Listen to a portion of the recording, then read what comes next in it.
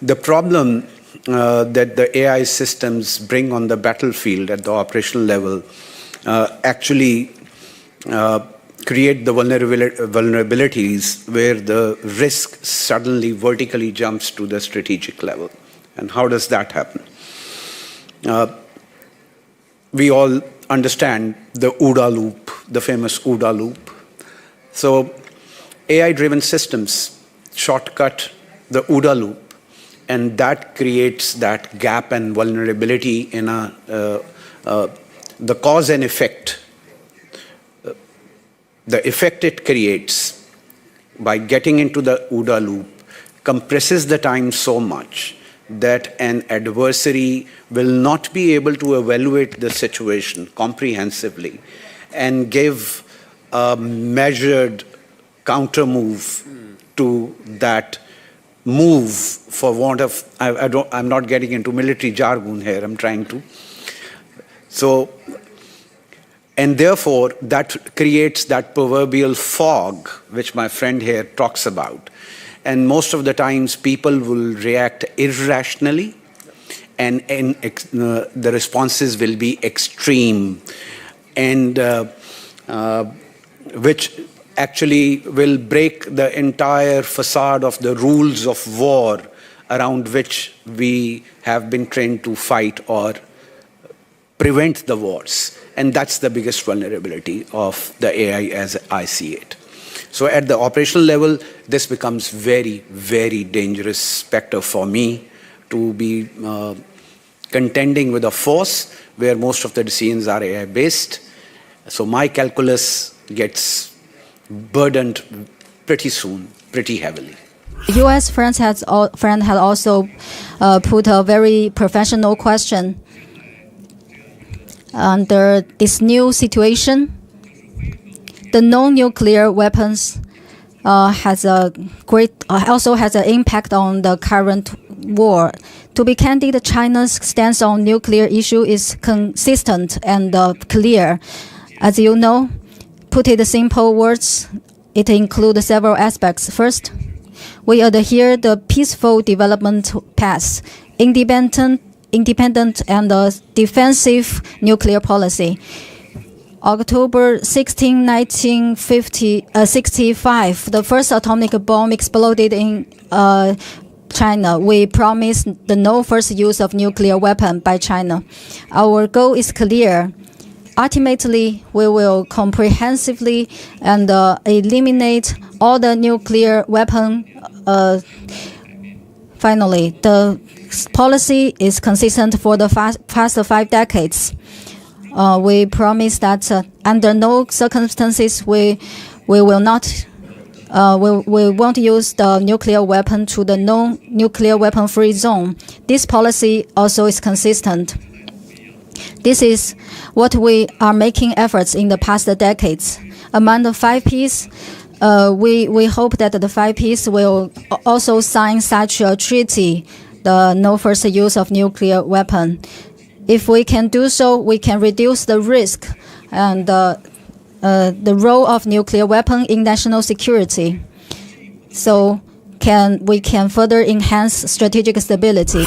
Good afternoon, Excellencies, ladies and gentlemen. Welcome to Special Session 1 on Managing Threats to Strategic Stability. Thank you for joining us in this afternoon session. We knew that you have a few to choose from, so very glad that we have a full house. My name is Daniel Salisbury. I'm the Senior Fellow for Nuclear Arms Control, Non-Proliferation and Disarmament at the IISS in Asia. We live in challenging times where strategic stability is an ever-complex, ensuring strategic stability is an ever-complex endeavor. And I think this is true in an era of declining arms control, rapid developments in emerging and disruptive technology, and an increasingly fragmented information environment. Indeed, the very concept of strategic stability is highly contested and hotly debated. And so I think it's really excellent that we can bring together this really fine panel of 5 speakers to discuss this topic in this important forum. So I'll begin by introducing the speakers. So our first speaker is Mirjana Spoljaric. the President of the International Committee of the Red Cross. Our second speaker is Rajadato Nusirwan, Director General of the Prime Minister's Department, National Security Council of Malaysia. Our third speaker is Major General Meng Zhenjiang, Professor and a member of the National Committee of the Chinese People's Political Consultative Conference of the National Defense University People's Liberation Army of China.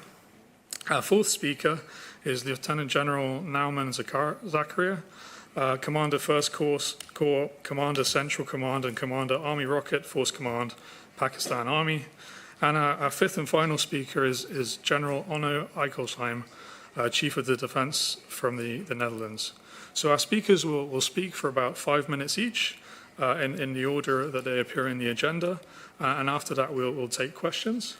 I'll remind you that this session, as with all of the Shangri-La Dialogue sessions, is on the record. And just a reminder as well to please insert your card into the slot. I think we should all be familiar with the process by now. And I'll remind you again when we get to questions. So I'll hand over to Mariana, our first speaker. Thank you. Thank you. It's an honor to speak first as a representative of the humanitarian side of war. I will start by describing what I think is keeping me awake the most, or has been keeping me awake the most since I took office 3.5 years ago. First of all, it is the fact that we've been classifying ever more wars. When I started, it was approximately 120. Now it's over 130. It's twice as many as 15 years ago and 4 times as many as 30 years ago.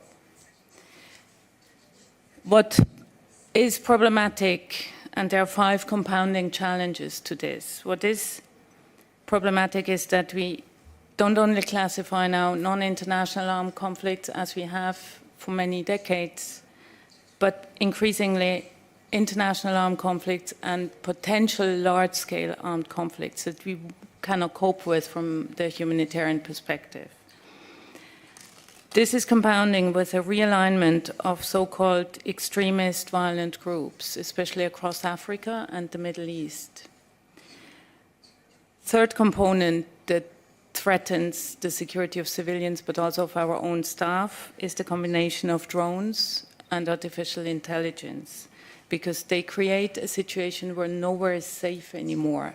And that includes the capacity to disinform and misinform not only us, but also the civilian population, and to launch massive hate campaigns, including against humanitarian workers and myself personally. Fourth, and this is the most problematic, a systematic and deliberate erosion of the rules of war, the dismantlement of the guardrails that were designed to prevent brutality in warfare. And fifth, the absence of economic growth. Wherever we go, we see young people confronted with the choice that there are 2 sources of income. One is the national security systems, and the other one is armed groups. And there's no formal economy that reinforces the vicious circle that we see across the Sahel and that we will see across the Middle East if things don't get reversed. Now, I'm not here to make a pitch for more funding for humanitarian assistance and recovery, which will be very costly in many parts already. I'm asking for less wars. I'm asking for military support in de-escalation strategies.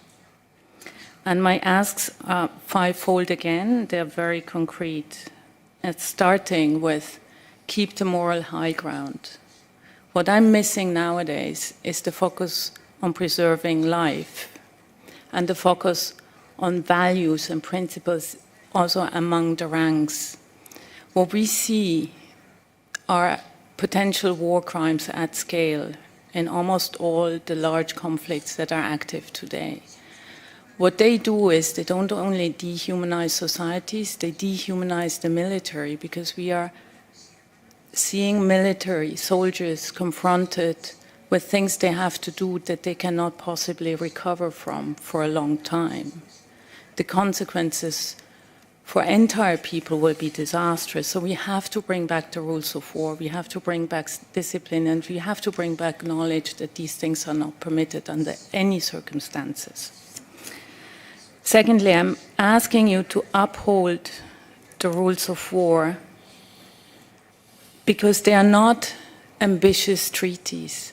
They are the minimal standards that need to be respected at all times. It's really the basic minimums. Don't make them sound complicated. It's not. It's really the basics that have been enshrined in humanity for thousands of years. And it's not complicated to respect the rules of war if you really want to. But they are also the basis for maintaining the necessary trust and pathway back for peace. Because what we see now is that the absence of trust is becoming, and the fact that everything is debased, is becoming the biggest obstacle to negotiating lasting ceasefires. Now, third ask, and this one is important, make sure that you always maintain human control over the use of weapons. The combination of drones and AI leading to autonomous weapons turning against civilians has the potential that we see from nuclear disasters in terms of non-discrimination and non-distinction. Fourth, we are not criticizing investments in defense. That's your national sovereign decision. But you have to internalize the costs for humanitarian consequences of war, because as soon as a war starts, people die. Your own people are subject to humanitarian consequences because your health system may come under attack. And once you budget these costs into your defense budgets, you will be more motivated maybe to de-escalate or to prevent the military escalation in the first place. And fifth, make compliance with the rules of war in times where wars are spreading a political priority, because the law in itself doesn't carry weight. It's only forceful if the government stand behind them, budget for their implementation, and ensure and follow up on whether things are done the right way. Thank you very much. Thank you very much, President. I'll hand over now to the Director General. Thank you very much. Thank you very much, David. David has assured me that you are not a hostile audience, so I won't get questions like, you stole my girlfriend in 1989. Would you confirm that? I'm very pleased to be here to talk about strategic stability. Main threats of strategic stability today come from a combination of geopolitical rivalry, technological disruption, and weakening international norms. These threats increase the risk of miscalculation, escalation, and major conflict. Just a word on paranoia and its relationship to strategic stability. It is clearly a threat to strategic stability in various ways. Firstly, we tend to draw equivalence between very dissimilar phenomena.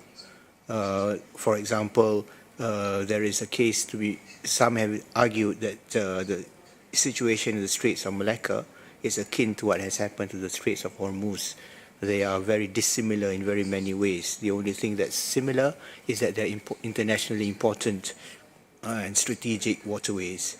Secondly, I always say this to friends from both China as well as the United States, that the capacity for mischief making of one is greatly overrated by the other. Thirdly, unfortunately, paranoia pays. So we see occasionally analysts tend to be alarmists because this is how you get eyeballs. What are the causes of these threats?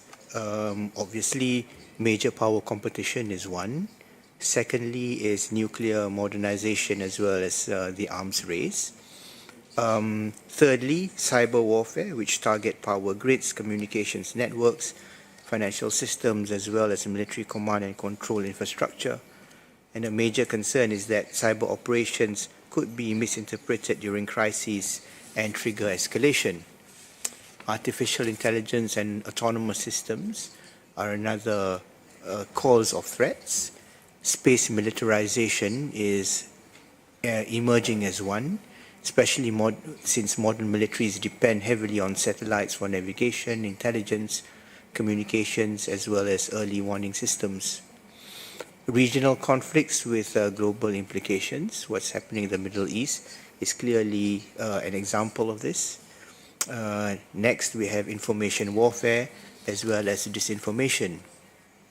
Economic fragmentation and sanctions warfare is one of them, and these include phenomena such as the weaponization of single points of failure.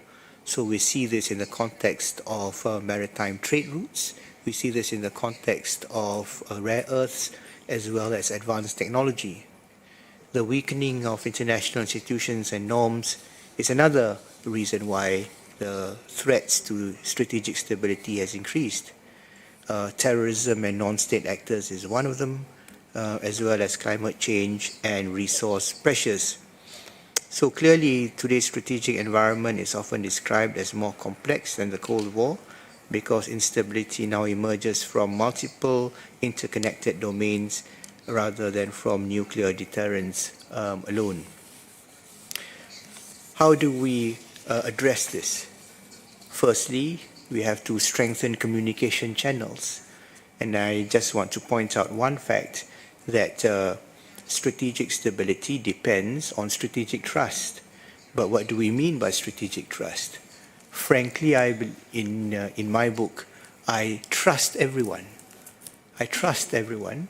I trust everyone to act in their own interests. So the key to addressing these kind of situations is to have a clear understanding of how they define their strategic interests. So you have to have communications in order to understand this. Secondly, we must continue efforts to strengthen arms control as well as confidence building. I think we all know that we have to manage emerging technologies, especially artificial intelligence. We have to reduce escalation risks in regional conflicts, and again, what has happened in the Straits of Hormuz has demonstrated this very, very clearly as well. We have to build resilient societies, preserve deterrence while avoid provocation, continue to support middle power diplomacy, improve global governance, as well as to recognize that failure to manage these can worsen geopolitical competition. So stronger international coordination reduces systemic risks. As a result, strategic stability depends as much as managing uncertainty and interdependence, as well as on traditional military deterrence. Thank you very much. Thank you, Director General. And I'm going to pass over now to Major General Meng. For your information, he's going to be delivering his remarks in Mandarin, so please put on the headphones if you need to. Major General, thank you.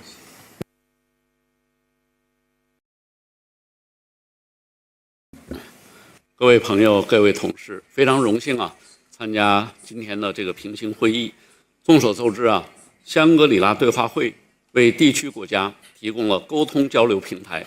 利用这个平台，各国参会代表通过坦诚对话，增进了解，增加互信，共同致力于推动地区稳定繁荣。今天上午啊，美国国防部的部长赫格塞斯在第一场全体大会上做了演讲。 我是全程聆听了他的讲话，我注意到赫格塞斯在演讲中啊提到了前不久中美两国元首的北京会晤以及达成的共识。会后演讲之后呢，也进行了现场的互动交流。所以在正式发言之前呢，我想利用这个机会对赫格塞斯的演讲做一个简短的回应。从上午会议现场的提问和反应当中，我感受到。 前不久，中美两国元首的会晤，在这次相会上引起的关注程度是非常高的。这进一步说明，中美关系的稳定不仅有利于两国人民，更有利于地区稳定和世界和平。这一次两国元首会晤的最重要的政治共识，就是同意构建中美建设性战略稳定关系。习近平主席在会晤特朗普时明确指出，建设性战略稳定应该是合作为主的积极稳定，应该是竞争有度的良性稳定，应该是分歧可控的常态稳定，应该是和平可期的持久稳定，为未来3年乃至更长时间的中美关系做出战略指引。我们也期待中美两国相向而行，把两国元首共识落实落地，推动两军关系沿着健康、稳定、可持续的方向发展。这是我对上午赫克塞斯的演讲做一个简短的回应。下面呢，围绕我们这个平行会议的主题，我做一个发言。发言的题目是为维护全球战略稳定注入正能量。国际学界对战略稳定概念有不同理解。在我看来，它已经从早期的核恐怖平衡演变为今天涵盖国际秩序、军控体系及前沿科技的综合安全概念。但是不管怎么变，战略稳定始终是各国安全保障的基石。然而当前呢，正面临前所未有的挑战。我认为主要来自4个方面：一是霸权主义冲击地区安全，个别国家大搞强权政治，谋求绝对战略优势，挑动阵营对抗，加剧国际和地区军备竞赛，地区冲突频发；二是全球核冲突风险上升。The risk of global nuclear conflict is rising. In recent conflicts, parties have sent nuclear deterrence signals. In the past Palestine-Israel conflict, an Israel cabinet minister shockingly suggested using nuclear weapons in Gaza. This shows such threat of nuclear war is not remote. Third, the international arms control, disarmament, and non-proliferation regimes have been severely eroded. A series of nuclear arms control guardrails have collapsed. The 2 countries with the largest nuclear arsenals have entered a vacuum with no treaties, no verification, and no dialogue. Under the AUKUS Pact, Australia is developing nuclear-powered submarines. Japan is pushing to revise its pacifist constitution and the 3 non-nuclear principles, and seeking to have allies deploy nuclear weapons on its soil. The risk of nuclear proliferation is increasing. At the same time, the militarization of emerging domains such as outer space, cyberspace, and AI is accelerating. The militarization of emerging technologies is challenging traditional rules of engagement and ethics of war, increasing the risk of losing control. Fourth, global governance is in serious disorder. The global governance system suffers from dysfunction, disorder, and damaged credibility. Multilateral mechanisms are heavily disrupted by bullying tactics, plunging the world into the risk of weakened rules. These risks are intertwined and make the strategic stability extremely fragile. Faced with this situation, Chinese President Xi Jinping proposed the Global Security Initiative and the Global Governance Initiative, advocating a vision of common, comprehensive, cooperative, and sustainable security and emphasizing multilateralism and the international rule of law, providing Chinese wisdom. I believe that all countries, especially major powers, should earnestly practice the vision of a community with shared future for mankind and shoulder their due responsibility for strategic stability. This year, first, we must firmly defend the post-war international order and consolidate the political foundation. This year marks the 80th anniversary of the opening of the International Military Tribunal for the Far East. This trial nailed crimes of Japanese militarism forever to the pillar of historical shame, laying the important cornerstone for the post-war international order. Yet today, certain forces openly glorify war crimes, promote erroneous views on World War II history, attempt to challenge the verdict of the Tokyo trials, reverse the verdict on aggression, and even taken concrete actions to break free from the post-war peace system. It's a country that has not thoroughly liquidated the toxic legacy of militarism qualified to talk about international defense cooperation. Can it win the trust of the international community, especially Asian countries that it invaded? I deeply doubt it.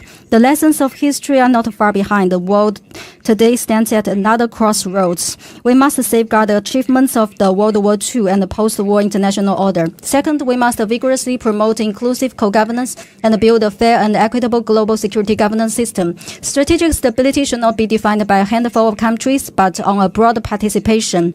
The current global security governance mechanisms urgently need reform. Developed countries are overrepresented, while developing countries are severely underrepresented. This does not conform to the trend of the times. China advocates the UN reform, adhere to the democratic consultation, enhance the representation and the voice of developing countries, especially African nations, promote the expansion of BRICS and the SCO, support ASEAN's central role in the regional architecture, help Southeast Asian countries play a greater role in regional and international affairs, strengthen the Global South's voice, and push for a more fair and equitable global governance system. Third, we must strengthen consensus on arms control and uphold the nuclear non-proliferation and disarmament regimes. In November 2025, China issued a white paper on China's arms control, disarmament, and non-proliferation, systematically elaborating China's views and policies.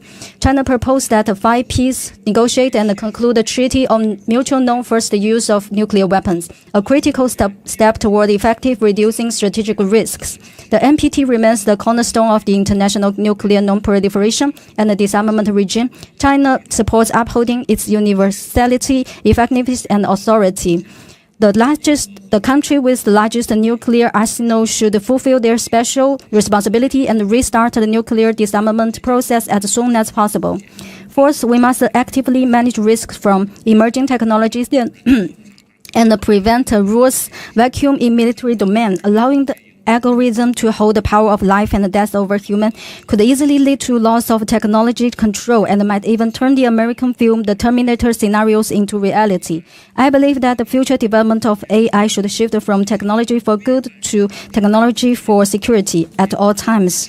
We must ensure that the control of the warfare and the weapons in human hands. China has submitted a position paper regulating AI military application under the UN Convention on the CCW framework, supporting the conclusion of legally binding international instruments when conditions are ripe. Distinguished colleagues, as an ancient Chinese saying goes, a single person lifting a heavy load cannot stand upright. Many people working together can move forward with ease. I hope all countries can join hands, practice true multilateralism, and jointly inject positive energy into global strategic stability. Thank you. Thank you, Major General. Can we now move on to Lieutenant General Zakaria? Thank you very much. Excellencies, distinguished delegates, ladies and gentlemen, it is indeed an honor to address this august gathering of seasoned statesmen, diplomats, and military professionals from around the globe. I'm grateful to ISSS for affording me this opportunity to elucidate on the growing challenges to strategic stability arising from emerging technologies, multi-domain operations, and the evolving information environment. Ladies and gentlemen, the operationalization of emerging domains alongside the legacy domains have significantly complicated the strategic stability landscape. Rapid advances in artificial intelligence, autonomous systems, cyber capabilities, quantum technologies, and multi-domain operations are transforming military decision-making, command and control structures, and strategic competition, while simultaneously introducing new vulnerabilities, risks of miscalculation, attribution challenges, and unintended escalation. As states, societies, and critical infrastructures become increasingly dependent on interconnected technological ecosystems, the erosion of predictability and compression of decision-making timelines are fundamentally reshaping the nature of interstate conflict and strategic deterrence. Excellencies, the information environment is becoming increasingly fragmented as digital platforms, AI-generated content, and disinformation campaigns erode trust, distort narratives, and compress decision-making timelines. In this evolving landscape, control of information and data integrity has emerged as a critical determinant of strategic stability alongside conventional military balance. Ladies and gentlemen, strategic stability in South Asia remains shaped by nuclear deterrence, conventional asymmetry, enduring political tensions, and unresolved territorial and ideological disputes between India and Pakistan. Despite the complexities of great power contestation, China constitutes a constructive and stabilizing factor, contributing to strategic balance, regional connectivity, and economic cooperation. The May 2025 conflict between India and Pakistan demonstrated Pakistan's effective multi-domain operations, which was enabled by tri-service synergy, integrated use of cyber, electronic warfare, ISR, space-based capabilities, and synergetic information maneuver generating cross-domain effects. Pakistan's resolute response has effectively debunked the notion of space for war in South Asia. Post-conflict dynamics have further constrained the prospects for conventional war. However, continued Indian militarization, coupled with persistent adversarial rhetoric and absence of robust crisis management mechanisms, continue to undermine regional stability. In this evolving environment, South Asia's strategic equilibrium is increasingly contingent upon escalation control and effective crisis communication frameworks. Ladies and gentlemen, navigating the complex challenges of fast transforming geopolitical environment warrants a shift from competition-only postures to cooperative risk management across multiple domains while remaining committed to upholding international norms. Firstly, states must prioritize responsible governance of emerging technologies. Technological innovation cannot be divorced from ethical responsibility and strategic accountability. States should work towards internationally accepted norms regarding the military use of artificial intelligence, autonomous systems, cyber operations, and space technologies. Human oversight must remain central in decisions involving the use of force, especially in systems with strategic implications. Confidence-building measures, transparency mechanisms, and technical dialogues among states are essential to reduce misunderstanding and prevent destabilizing arms races. Secondly, institutionalized crisis management mechanism and strategic communication channels need to be strengthened. As in a world of compressed decision-making timelines, direct communication assumes enhanced relevance. Even during periods of geopolitical rivalry, dialogue must never collapse.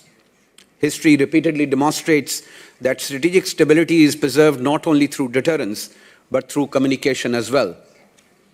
Thirdly, nations need to collaborate in codifying norms regarding space testing, prohibitions to attacks on civilian infrastructure, and human oversight requirements for autonomous weapon systems.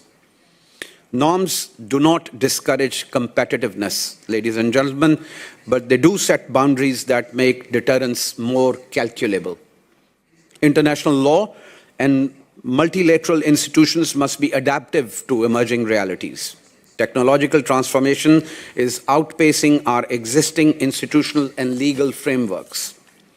Strengthening global cooperation on cyber governance, responsible AI development, space security, digital ethics, and information integrity is imperative to maintaining the geostrategic equilibrium. No country, regardless of its size or technological sophistication, can manage the emerging multi-faced risks alone. The challenges we face are transnational by nature and therefore require collaborative responses. Strategic stability is not only about military capability, it is also about societal endurance. Countries must strengthen cyber resilience, protect critical infrastructure, improve digital and technical literacy, and build institutional credibility. Public trust is a strategic asset. Resilient societies are far less vulnerable to external manipulation and internal destabilization through misinformation, polarization, and technological disruption. Excellencies, ladies and gentlemen, at its core, strategic stability is ultimately about responsible statecraft. Technology itself is not inherently destabilizing, but the real challenge lies in how technologies are governed, integrated, and employed. Human judgment, political wisdom, and international cooperation for greater good remain indispensable. We must resist the temptation for greater good We must resist the temptation to view every technological breakthrough solely through the lens of competition and militarization, rather a function of balance between innovation and responsibility, national security and global stability, strategic competition and collective survival. Let us remember that peace and stability have never been involuntary outcomes of technological progression. They have always depended on political responsibility, strategic restraint, and sustained international engagement. I thank you very much. Thank you, Lieutenant General. And last but not least, General Eichelsheim. Yeah, thank you very much. And besides all the elements that my partners already discussed about the threats to our strategic stability, so I will not repeat those, because otherwise we will be going out of this room very sad. But I have to add one, though, and that is, at least from the perspective of the Netherlands, also the Russia's wars of aggression against Ukraine. Because this war is not only a direct assault on the fundamental principles of the international rules-based order, such as international integrity and sovereignty, it's also a direct threat to our free and open way of life. So as a result of Russia's unprecedented aggression, countless Ukrainians have lost their lives. We have to be very much understanding that those are thousands per day, still, every day. Millions at this moment. Families who have been torn apart, and ordinary civilians who turned into soldiers because they had no other choice but to defend their country. And the consequences of that war are, besides all the other threats that we have just described, still felt around the world. So, from the perspective that we have discussed today, is that the war in Ukraine reminds us that peace, security and stability can never be taken for granted. That's, of course, an open door. But at the same time, new threats, like we discussed, are emerging, and that could undermine the prosperous and secure future that we seek for ourselves and for our future generations. So we have to adapt. And how to manage those threats then in the future? From my perspective, multilateralism, pragmatism and global thinking. Multilateralism. In the increasingly uncertain world, cooperation considerably increases the resilience and the security of small and middle powers alike. A rules-based international order does not mean a system in which rules are determined by a handful of dominant actors. It must remain an inclusive system grounded in international law, mutual respect and shared responsibility. And by working together on the basis of shared values and common interests, we strengthen our collective security. And this includes cooperation among countries that uphold the principles enshrined in the UN Charter. But it also requires maintaining constructive dialogue with neighbors and partners, even when our perspectives differ, like our partners already said today. So here in this part of the world, the role of multilateral organizations such as the EU or NATO are at times questioned.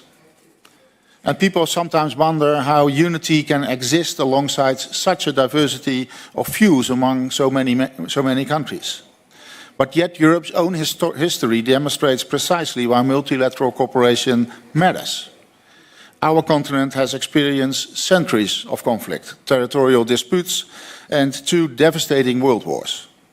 And despite this history, European nations choose cooperation over confrontation because we recognized that our shared values and interests are ultimately stronger than our differences. We have to remind that. We have come up to accept that war or even coercion are not the answer to the disputes on our continent. So we still have our political differences, that is for sure. I still don't speak French, I still don't speak Italian, but we understand each other. And we try to solve those difficulties through compromise and consensus, however difficult that may be. And the second ingredient, as I told, is pragmatism.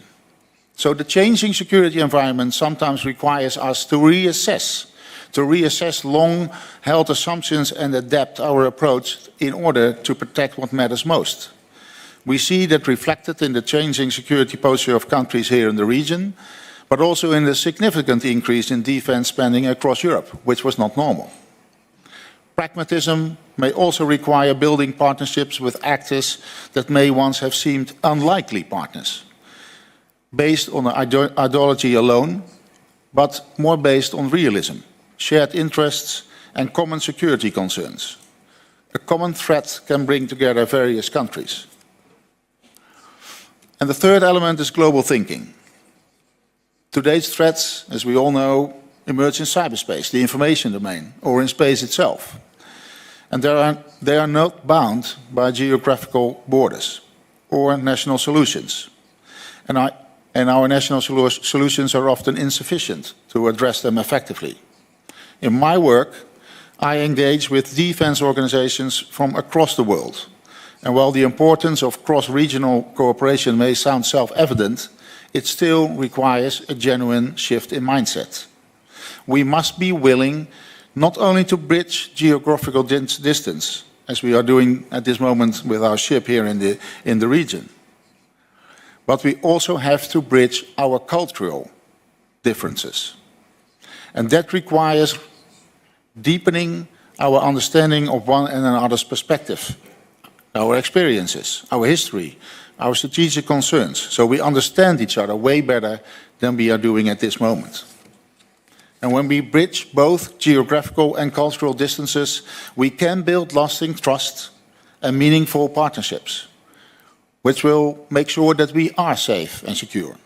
And from there, we can deepen cooperation in research and innovation and technology, exchange knowledge and best practices, and make sure that technology that arises like AI is not being misused, but is being used in our own safety and security. That is why we work together in this region. And that is why we look forward to further strengthening defense cooperation with partners across Asia or other parts of the world. And we share the same security interests and the same commitment to protect our free and open way of life as we have done in the past in Europe. Thank you very much. Thank you very much, General, and thank you to all of our speakers. I thought there was some really excellent contributions there and a lot of food for thought. So we're now going to move to the Q&A section.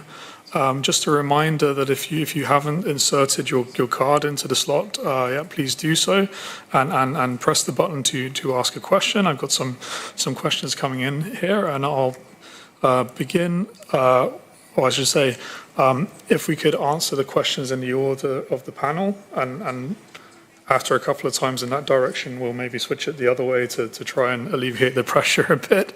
But we'll begin with Ankit Panda from the US. Thank you, Daniel. Appreciate the thoughtful presentations. My question is for Major General Meng. Thank you for sharing the proposal from China on a no first use arrangement. I work on nuclear strategy, and I think there's quite a few debates in that world about what promotes stability. But I think many of us agree that instability is promoted when states fear that their nuclear arsenals might be preemptively attacked. And so no first use, from that perspective, might contribute to a reduced risk of nuclear war. But my question is fundamentally about the changing technological environment in which nuclear states exist today, where not only like during the Cold War, nuclear weapons threaten the nuclear forces of other countries, but increasingly non-nuclear and conventional capabilities can also threaten nuclear forces. And so in this sense, a no first use arrangement, while it might have had value in a different technological context, might have less value today from a strategic stability preservation perspective. I'm wondering if the Major General can share the Chinese perspective on the role of non-nuclear capabilities and their implications for strategic stability between nuclear armed states. Thank you.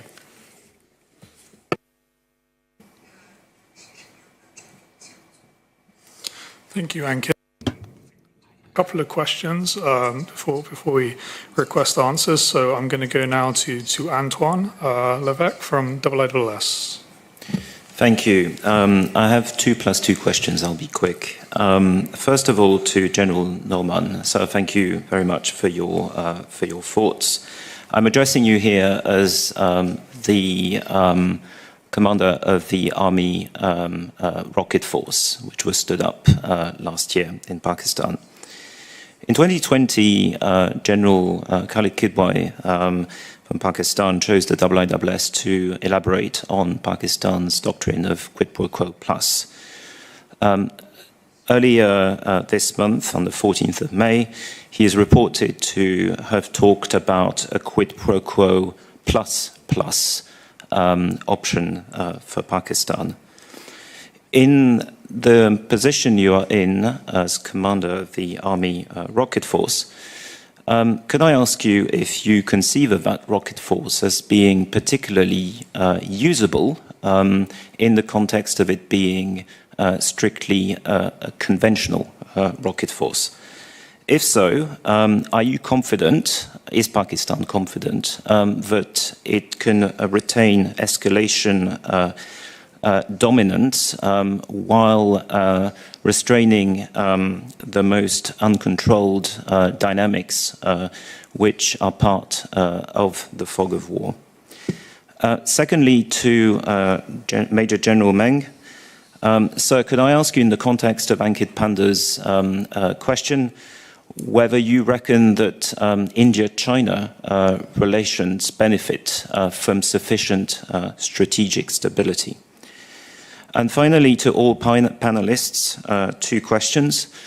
Do you believe that strategic stability can be in any way reinforced by enhanced mutual vulnerability between countries, be it in the strategic nuclear domain, but also strategic non-nuclear domain? And finally, also to the panelists, what are your thoughts about the role and the feasibility of back channels as means to enforce greater strategic stability? Thank you very much. Thank you, Antoine. I think we'll take one more question before we move to answer this first round. And I'm going to go to Farlina Syed from Malaysia. Thank you so much for the session. I actually have a question for Major General Meng, Ms. Mirjana, and also Lieutenant General Zakaria, especially on AI. So technology such as AI is used to enhance decision, but something that was said yesterday during the RSO launch is that sometimes slowness is actually a part of keeping stability. What do you anticipate is the impact of AI in making a lot of decisions shorter? Do you anticipate that loss of life will be higher with the incorporation of AI in military systems? And do you think strategic trust will also not be possible under this system? And specifically, I think to Lieutenant General Zakaria, because you actually also raised that decision-making times will actually be shorter.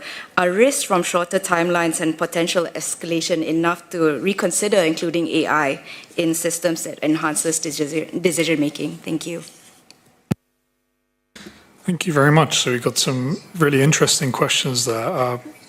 Can we begin with you, Madam President? Thank you. Thank you. I'm starting with the last question on AI impact. AI influences everything we do. We are active in 90 situations of armed conflict and violence. Loss of life is higher. Destruction levels are higher. Communication is more difficult. And coordination, security coordination for us and for civilians is more difficult, because today we cannot rely on the checkpoint negotiations. We don't know where the trigger is pulled. It could be thousands of kilometers away. So while there are potentials of AI for protecting civilians, what we see at the moment is only the negative side, and that has to be contained. Mutual vulnerability. Where weapons are produced, weapons end up being used. The massive flow of weapons, the massive production of weapons, and the massive investments in defense will eventually create human loss and material loss. That's why we have to factor in that side of war from the beginning, from day one, as we budget for defense. It will visualize what war means, and it will visualize how much you will need to recover from war. So vulnerability is not an asset for me. What we need is political courage, political strength, and a stubborn reliance on the basic rules that all states have ratified to prevent massive vulnerability in the long term. Role and feasibility of back channels. It's important. We are a back channel.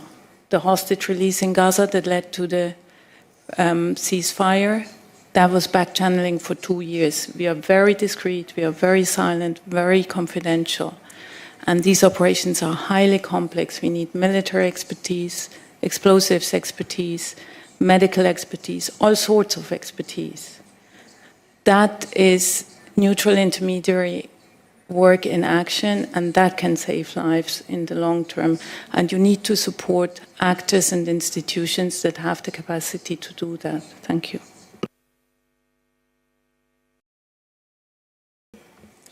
Thank you. I'll take on the question of feasibility as well as the role of back channels, just to agree that it is very effective, and partly I say this because this is also part of my job description, but I think it's also important to note that there are various reasons why back channel work is important, at least in the government context.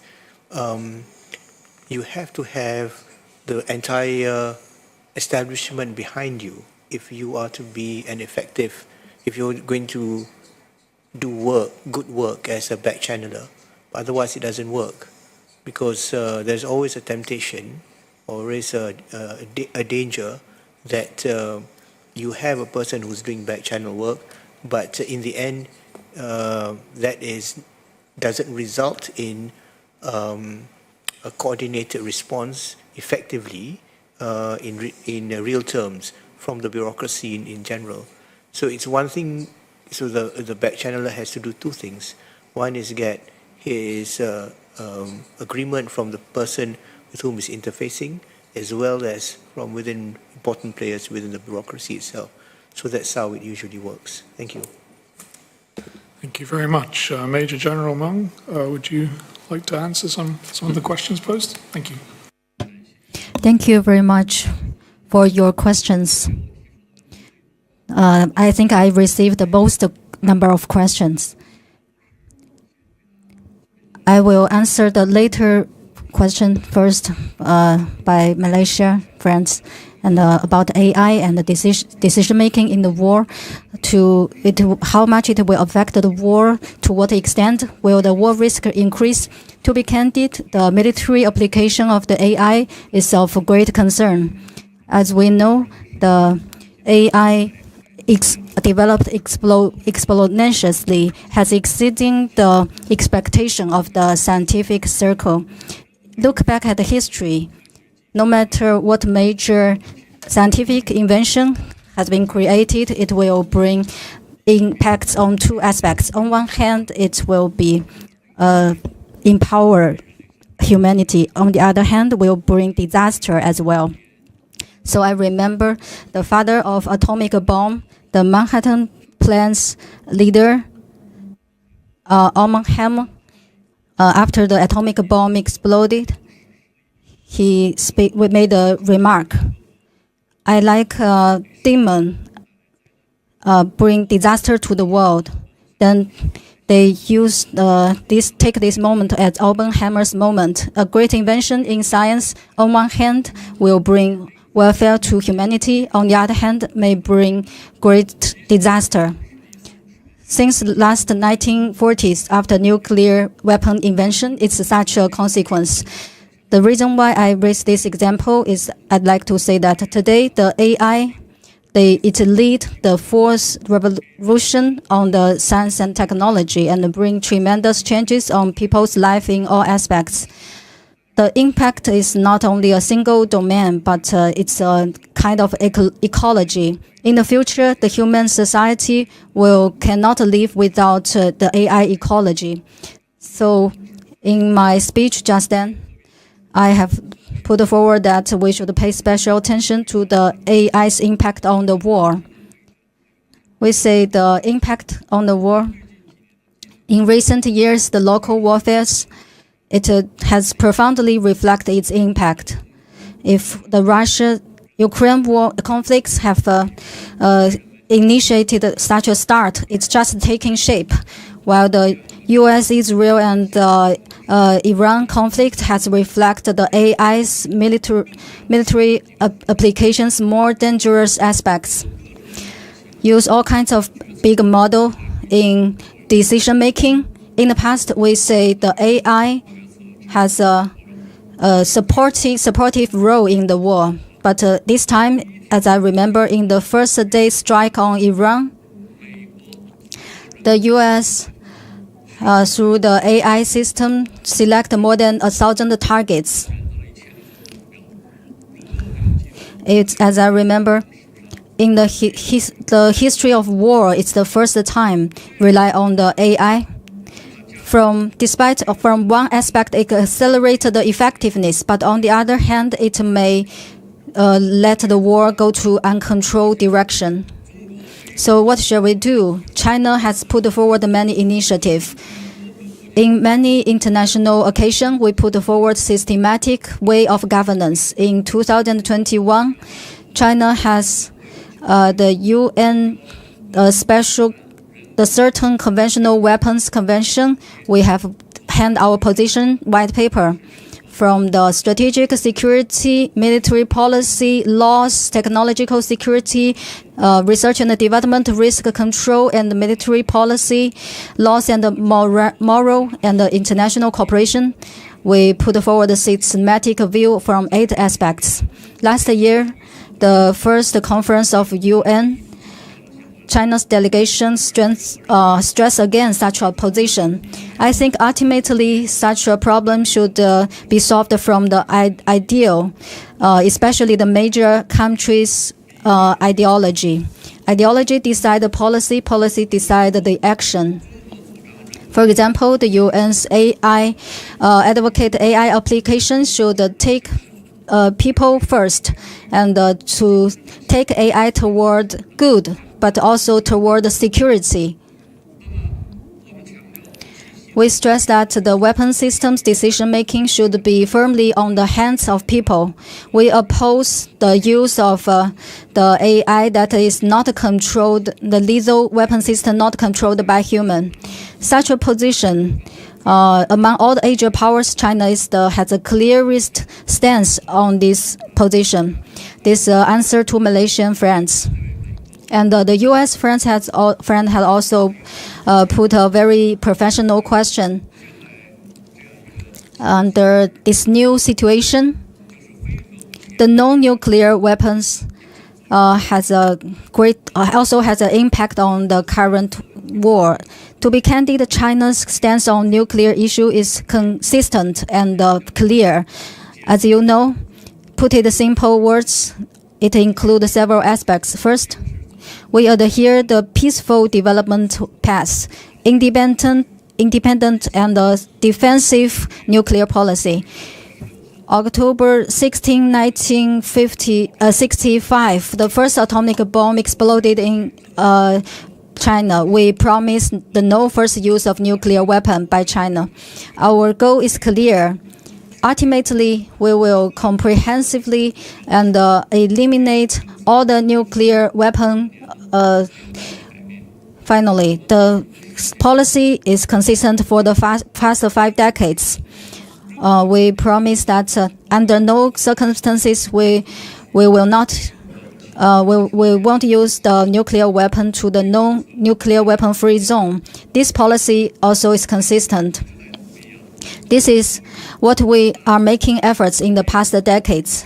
Among the 5 Ps, we hope that the 5 Ps will also sign such a treaty, the no first use of nuclear weapon.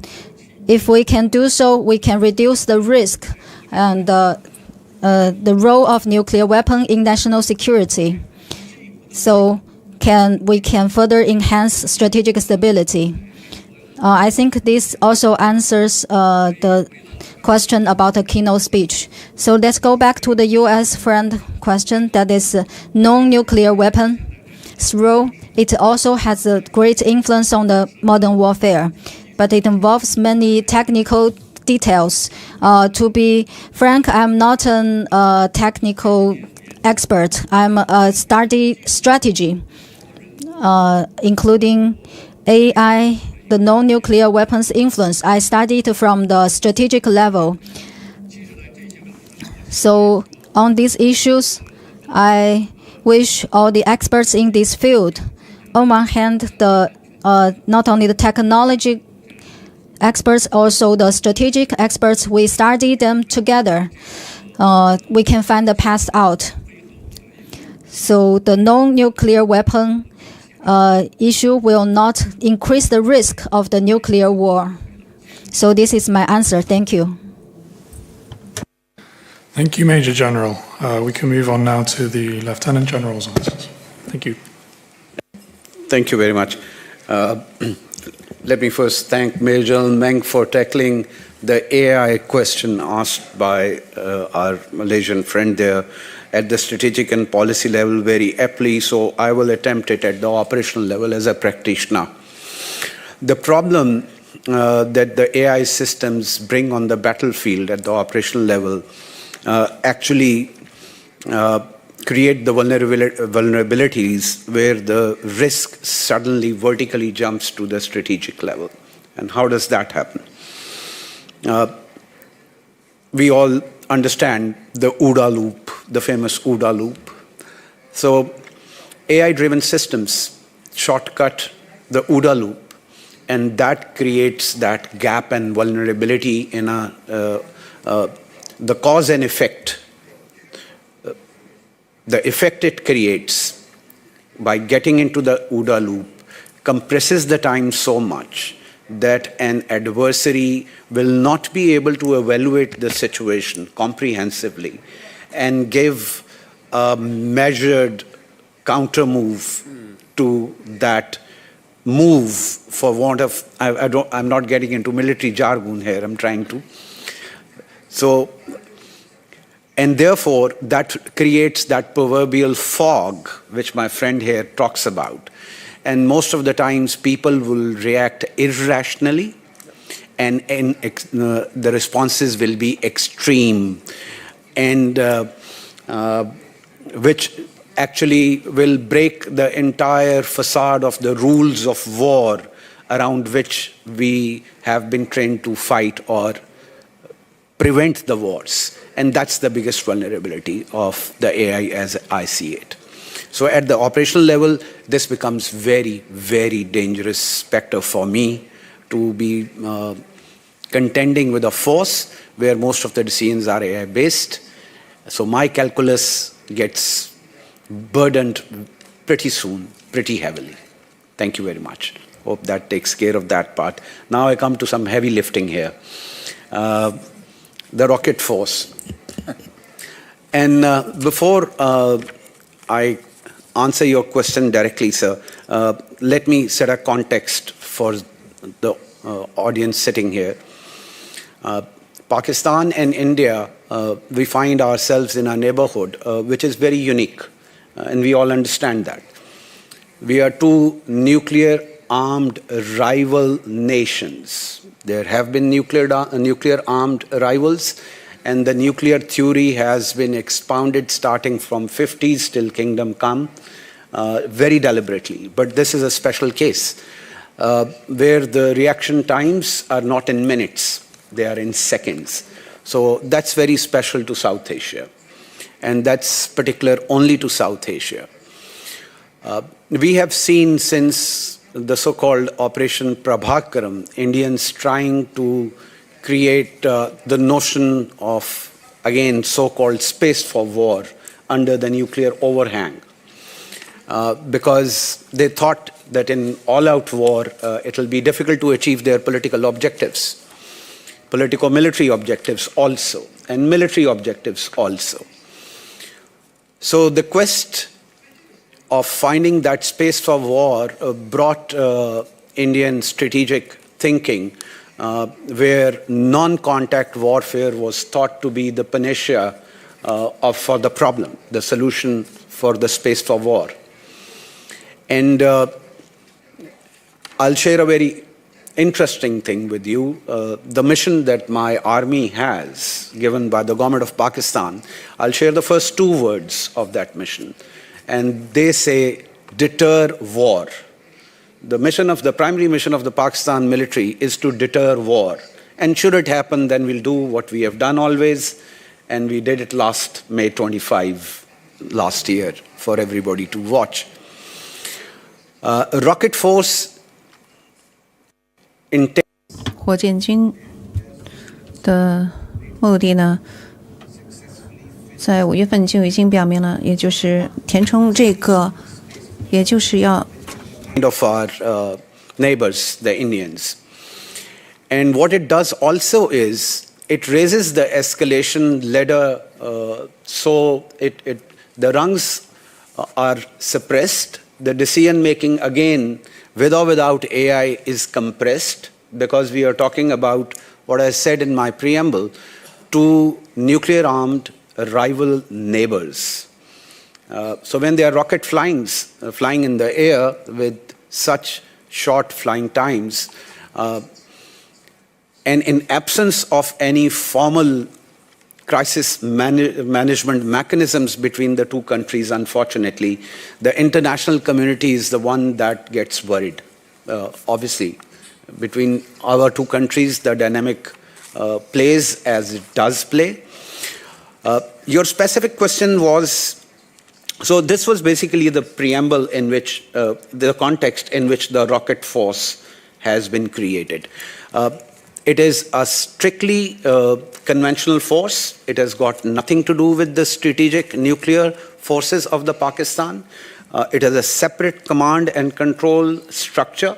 It has a separate authorization chain, which is completely distinct and different from the nuclear forces. So that distinction should be absolutely clear to establish the context again. The escalation dominance part, that is a very interesting question. The more you study such kind of dynamic, one principle that comes to the fore distinctively is survivability. For Pakistan to ensure that it retains escalation dominance in such a conflict, in non-contact warfare, survivability is all we need. And after a couple of rounds, as we saw last time, in May 2025, the ladders of escalation were really compressed in time. And the international community was really running after Indians. Actually, the Indians went to the international community in this case. That aside, so this is the dynamic how it plays. So in the end, the result is, and the Indians raised these forces quite early. Their rocket divisions were raised way back, decades back. They made it part of their conventional army as a declared force. And Pakistan had been staying its hand not to do that because of the peculiar environment of South Asia, and we all know that. So we think that is another unfortunate attempt by our neighbors to vitiate the strategic stability paradigm of South Asia, which we feel has been checkmated. It's a stillborn baby. Because of what Pakistan has done. So this is basically just a quiver in the arsenal of deterrent stability in South Asia and ensures conventional deterrence. Hope that answers your question. Thank you. Thank you. General? Yeah, I will try to keep it short so you can do another round. AI huge risk in escalation. I think that's clear. Specifically, if you put it in the OODA loop, like my partner says, it will spark immediately to a higher level in the ladder, which will be difficult to destabilize. So that's a complete risk. We got re-aim, responsible use of artificial intelligence within the military domain. It will help if all our nations will join effort there and make sure that we got those in place. But I'm not naive. It will be used in the domain. It is already being used. If I'm in Ukraine and see how the command posts work on the tactical or just below operational level, they will not survive on the battlefield if they do not use AI. Because AI anticipates on the first move or the second move of the Russian Federation, and they can anticipate on that and make sure that their units are ready or prepared, or the Russians are already being destroyed before they make the move. But it is almost dangerous to see how they do it. On that level, I can accept how we use it, but if you do it in the OODA loop, as we discussed, we will get into problems. Big problem. So we have to come up with solutions there. The second, back channels, definitely, even on our military side, if we have that back channel open, we can get rid of any miscommunication and at least get an idea about what the other part of the world thinks or does. Also, that counts for the Americans. We can discuss on the military level very well about what their intentions are, what their next move could be. It helps us. But it should be trustworthy. It only works if there is trust on that back channel. So it should be of people who know each other for a long time, or it should be a back channel that is being used. Otherwise, it's not going to help us further. I will leave it to that. Thank you very much. So we'll take another round of questions now. We'll go to Laura Laser from Austria. Oh. But I'm here as the International Secretary General of Médecins Sans Frontières, so I'm a colleague of Ms. Boljaric, and this is also what I want to pick up on as well. Because what Ms. Boljaric just said is unfortunately a reality that we in our teams in so many countries that we're working in today see every day. This May, 10 years ago, there was a UN Security Council Resolution 2286 on protection of the medical mission after the US bombed one of our hospitals in Afghanistan. There was a big outcry, there was an investigation. What has happened since, though, is not a reduction of these cases, but to the contrary. There is an increasing attack on hospitals, an increasing number of attacks on clinics. Last year alone, it was over 1,300 attacks on healthcare during war. 80% of these attacks are being done by state actors. This is the reality that people, civilians, face on the ground, and it's the reality that humanitarian organizations such as ours face on the ground as well. It means that when I talk to colleagues such as in Darfur last year, they're afraid to go to work. They're afraid to go to the hospitals to help, usually with very little because there are no supplies and there's hardly anything left, to try and save the lives of innocent people, first and foremost. And it's this that I'm passing back to you as the panel to reflect on how can we ensure that this minimum, the minimum standards, international humanitarian law can be respected. And I'm not only talking about in actions of warfare, but also by ensuring less impunity when watching other states doing this. Thank you. Thank you very much. Can we go to Olivia Siong now from Singapore? Thank you. I'm Olivia from CNE. I have a question for Major General Meng. You gave your response to the American Defense Chief's speech this morning.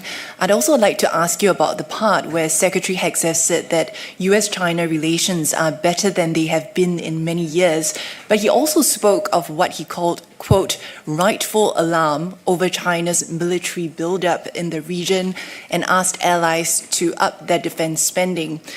Also, a short while ago, we saw the US, Britain, and Australia announce that they are working together to develop unmanned undersea vehicles as part of the AUKUS Defense Pact. Do you believe that is consistent with the goal of building a constructive relationship of strategic stability on the security front? What actions specifically would China like to see from the US, and what is China prepared to do to strengthen this strategic stability that the two top leaders have agreed on? Thank you. Thank you very much. Can we go to Qian Xiao from China?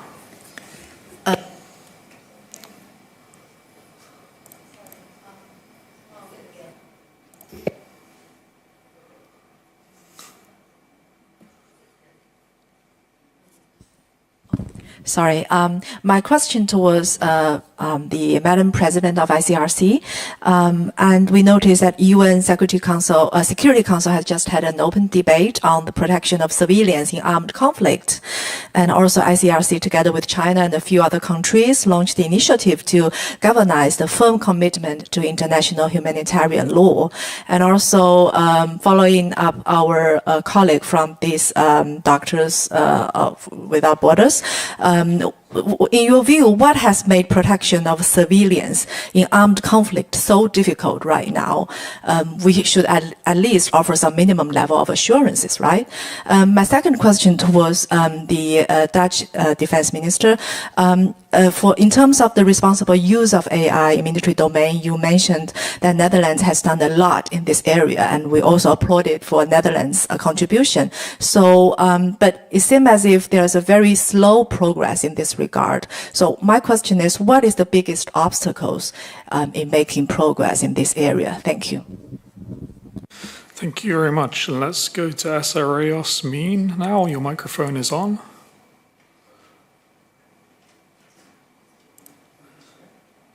Hello. Thank you, Chair.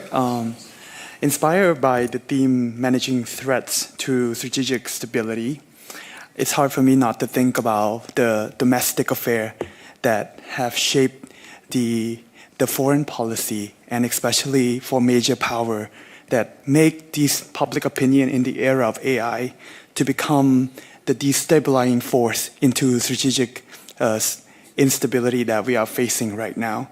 Therefore, since we are currently trying to congratulate the meetup between the two powerful states recently, I would like to know from the panel, how do you think that the two powerful states can work together to prevent the coordination of disinformation campaign that hopefully can stop the radicalized public opinion that make the destabilizing force for reactive foreign policy that can cause a major conflicts in the future? Thank you. And we'll go to Christopher Buckley now. Thank you. I have a question for Major General Meng as well. In his comments, he emphasized the importance of the understanding that President Trump and President Xi reached on strategic stability between their two countries. I wonder on that context, does he believe that on the basis of this understanding of strategic stability, US policy toward Taiwan will change? Does Major General Meng see any signs of that change in US policy toward Taiwan, particularly on arms sales? And in that context, what does he make of President Trump's comments about Taiwan in the wake of the summit with Xi Jinping? Thank you. Thank you. And we'll go to Tricia Yeo now from Malaysia.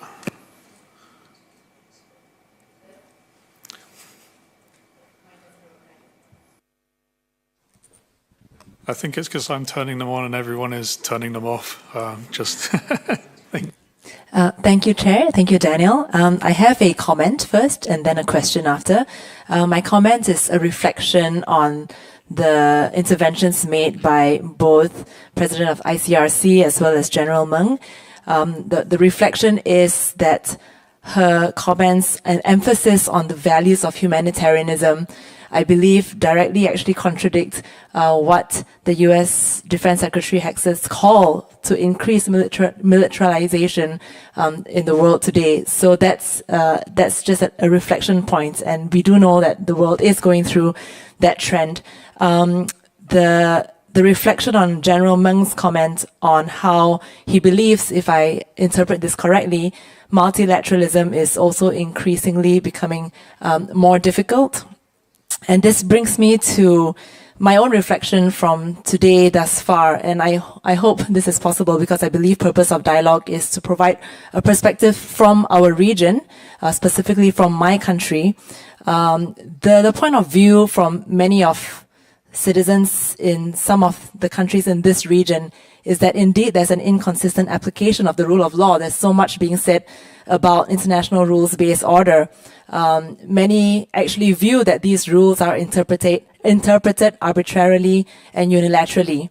And this makes pushing for any further adherence to rules-based order extremely difficult. If many comments and interventions throughout today, as I've heard, talked about how the closure of the Straits of Hormuz restricted the freedom of navigation, very few mentioned what actually started the Iran war in the first place, much less the violence that has been perpetrated in Gaza, which the president of ICRC has made mention of. So that's my reflection. Based on this reflection, my question follows up actually on the comments made by the panel today about the use of AI and autonomous nuclear systems that are increasingly being used today. So number one, are there actual efforts being made to have tech governance and AI governance over these systems? Is there a rule that's attempted to be made across countries actually using them? How is it possible? My second question is probably more difficult to answer. How is it possible to create such a rule around AI governance over nuclear weapons when the main AI players are in fact tech companies that have favorable conditions from their country of origin? Thank you. Thank you very much. And we've had so many good questions and a lot of rich discussion. We are now into the last 15 minutes. So I'm going to ask each of the panelists to respond in about 3 minutes each, okay? And I will have to cut you off, unfortunately, if we go beyond that. But I wanted to gather as many questions as possible because we have so many from the floor. So could we start with Madam President? Thank you. I'll start with the question, how can we ensure minimal standards are respected? I said at the end of my introduction, make international humanitarian law implementation a political priority. And then it will be better. The problem are double standards.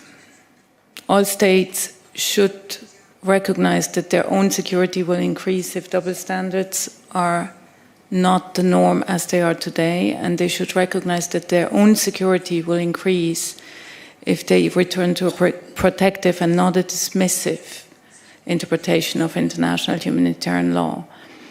Fact is that we see war crimes, and yet when we conduct the dialogue with the respective entities, they will tell us it's in compliance with the law.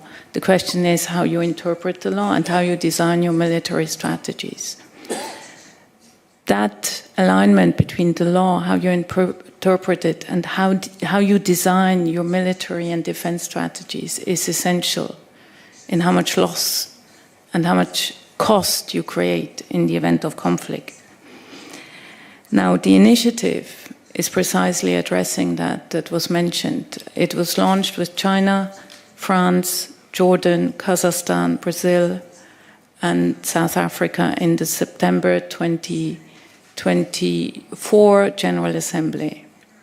In that preceding General Assembly Security Council meeting, I said, call your allies. The effective implementation starts when you call your allies and tell them to return to a restrictive interpretation of the law. And you work with your allies, not your enemies. What we need is a critical mass of countries that will say, we want the protective interpretation of the law. Now, this initiative by now has 110 countries adhering to it, and we have conducted hundreds of consultations about what states see as the necessary interpretation of international humanitarian law, and we've done that in 7 chapters.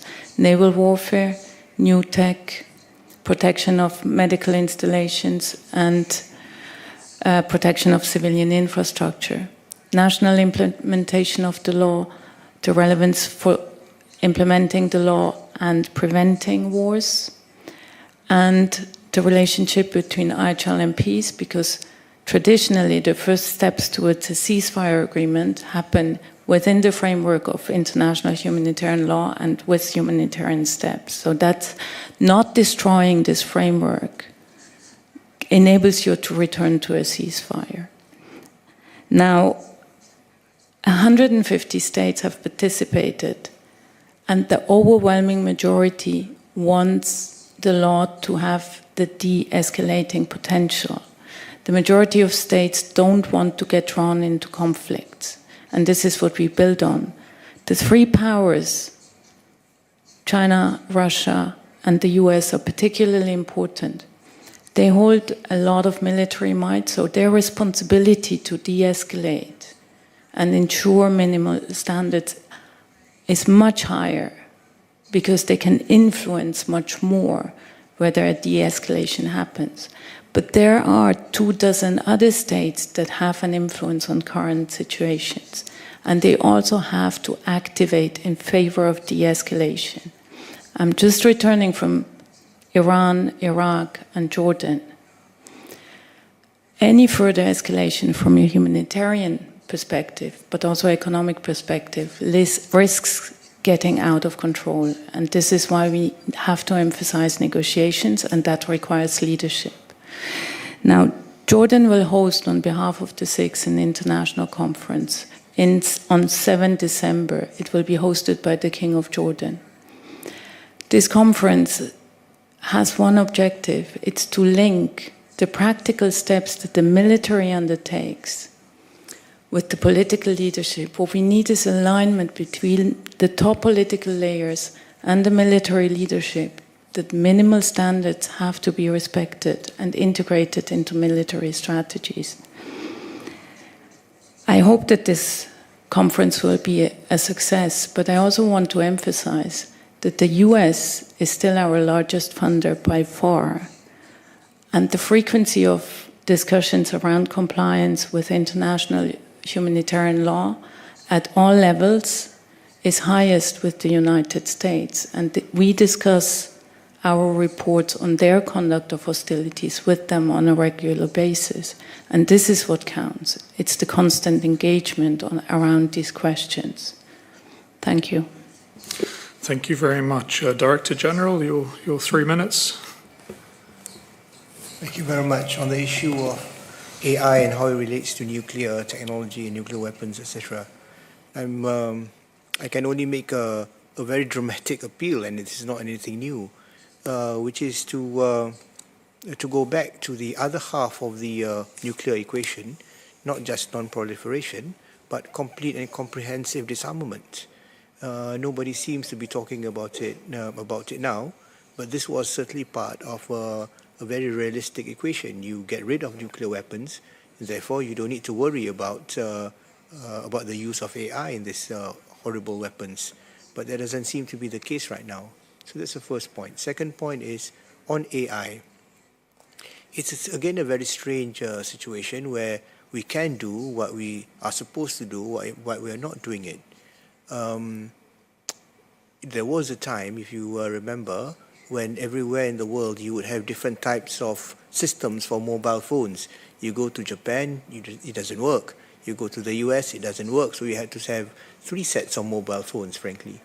But we're not, in the end, through the International Telecommunications Union, you did have one common standard, and therefore we can now use one phone everywhere in the world. But human beings are very stupid that way. We should be coming together to talk about common standards for artificial intelligence in all of its forms, in terms of its users, in terms of its production, so on and so forth, but we're not. So this can only happen if the cost of inaction is higher than the alternative. So hopefully this day will come sooner rather than later. Thank you. Thank you very much.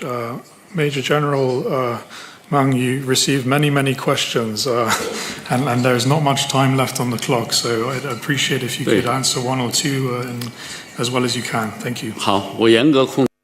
I will control the time within 3 minutes. Answer 2 questions. The first is the U.S.-China strategic stability, and also today's Hex's speech to strengthen the alliance, and also Taiwan question. I will answer them together. I will stress on 3 points. First, the Taiwan separatist forces and the Taiwan Strait peace cannot accommodate with each other.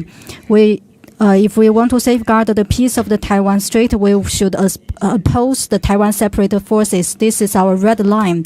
There is no space for reconciliation. Second, Asia Pacific is a region of peace and development, and not a place for major power game playing. So we stress the cooperation between countries should not target at the third party or harm the interest of a third party, and not damaging the regional peace and the stability.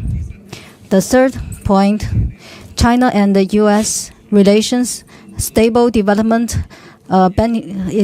accommodates with both countries' interests as well as the expectation of the international community. So we are willing to make joint efforts with the U.S.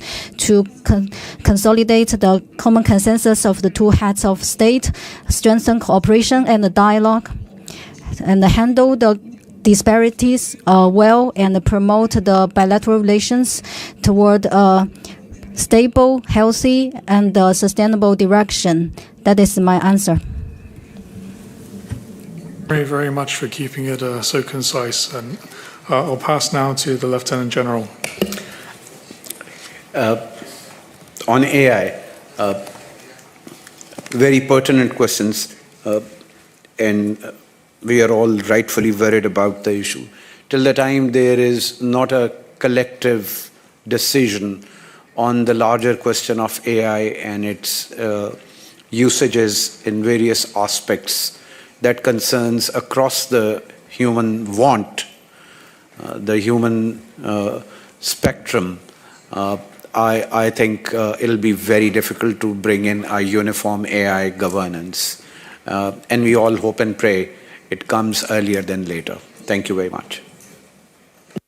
Thank you very much. Even more concise. And on to our final speaker.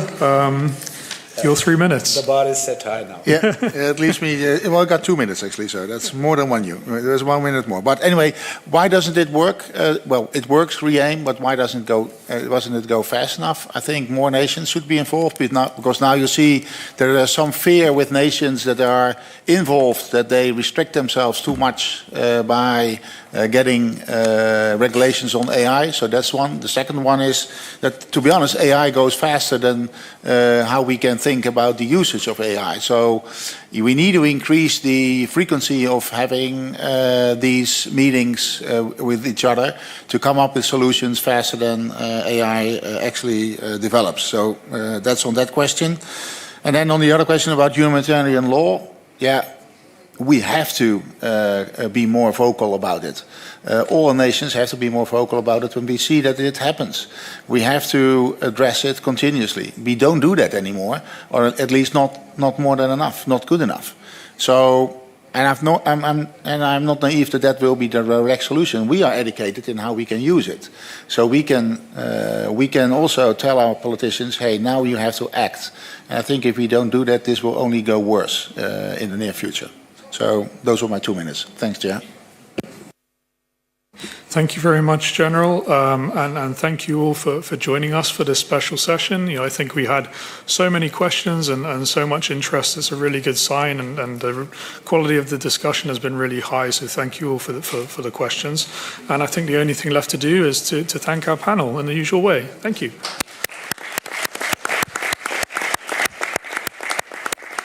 Thank you, Chair. Thank you.